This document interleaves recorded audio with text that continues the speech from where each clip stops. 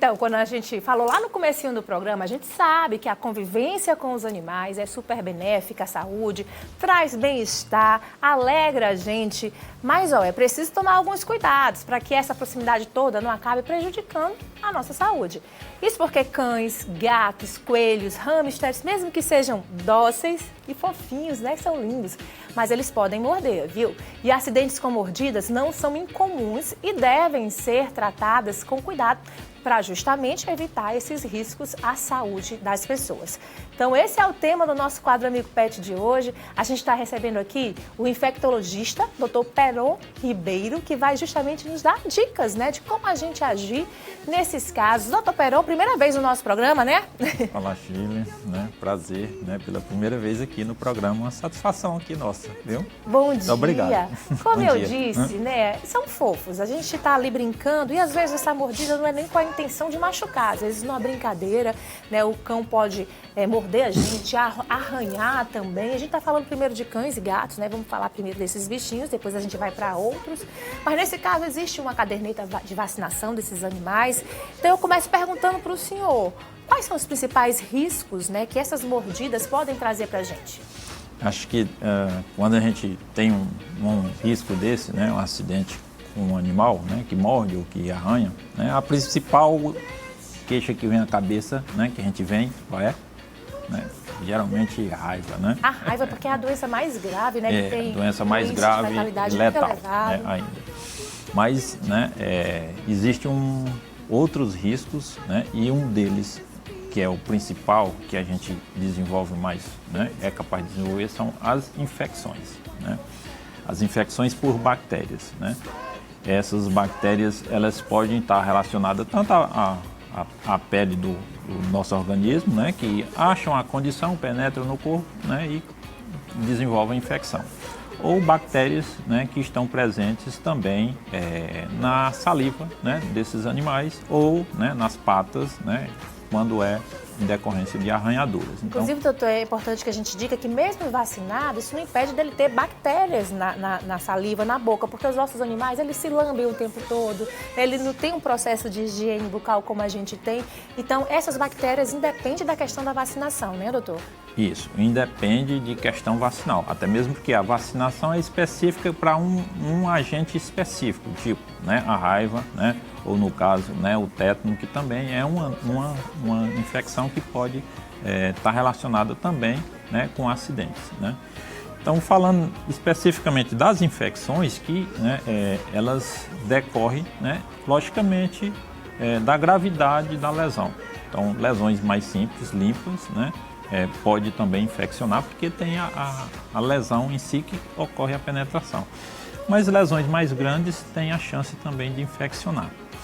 E sim, quais são, né, os riscos relacionados? Tem um animal que, digamos, que desenvolve mais infecção do que o outro, né?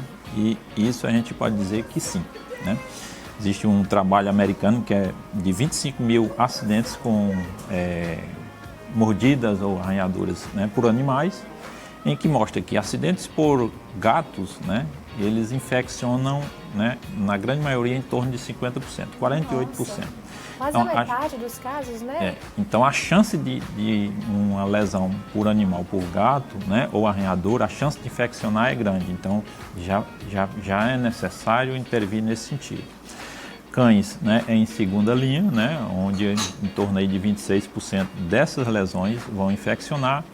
E, logicamente, humanos, que é a outra pesquisa, em torno de 12% infecciona. Então, assim, o gato sempre vai infeccionar, né, na grande maioria. Logicamente, depende, né, da extensão da lesão, se é lesões únicas, né, se são lesões múltiplas, né, se são lesões profundas, tudo isso daí aumenta a chance de uma infecção. Então, a principal, né, que ocorre são, né, relacionadas às infecções. E aí é necessário intervir, né? Como tratar de imediato? No momento ali que eu fui mordido, eu fui arranhado, tem alguma coisa que eu possa ir fazendo em casa antes? É necessário recorrer ao serviço profissional? Qual é a orientação, né? No caso de um ataque como esse, ou de um incidente, vou chamar assim como esse, doutor?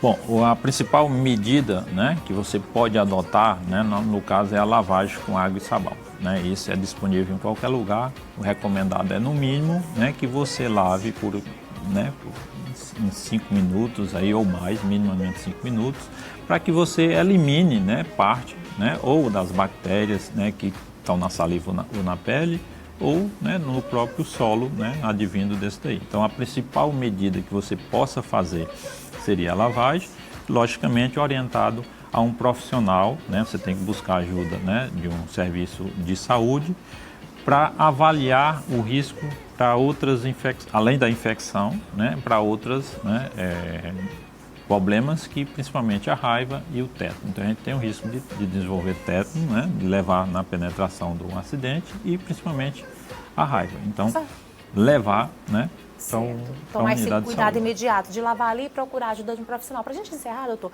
só citou a questão da raiva, e a gente sabe que foi uma preocupação recente, porque a gente teve alguns casos, né, aqui detectados em alguns animais, que a gente chama, né, os saguis, se eu não me engano, que é assim que a gente chama, e muita gente ficou preocupada, inclusive teve a orientação de reforço de vacinação nos animais domésticos.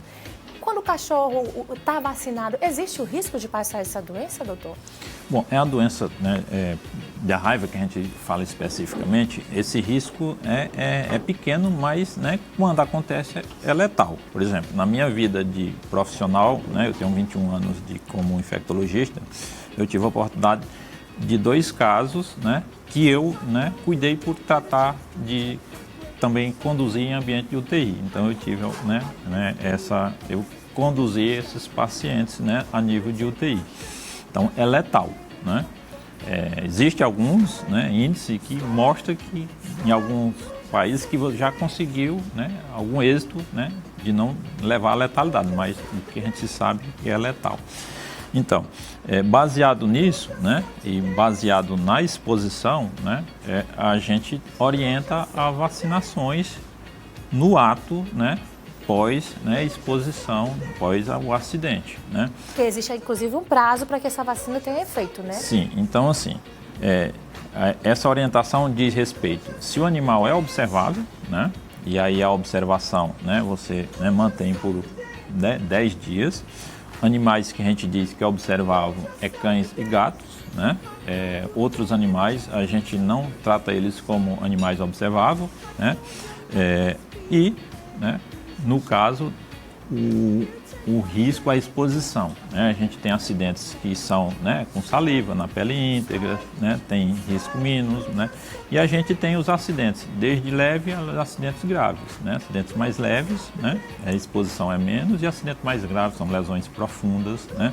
Lesões que né, da cabeça, do pescoço para cima, né, são sempre, né, consideradas graves, e lesões também em palmas e plantas dos pés.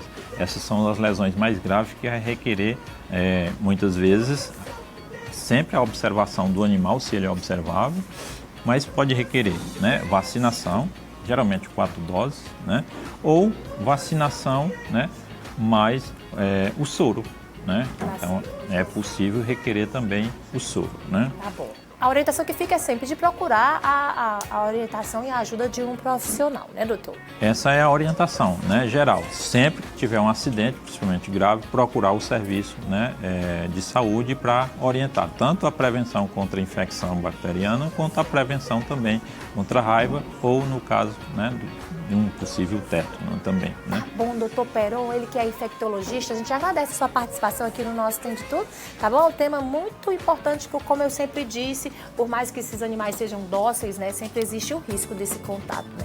Obrigada, doutor Peron. Obrigado, eu que agradeço. Estamos às ordens, né, para a gente, né, retornar aqui o programa. Tá certo, vamos sim, vamos marcar.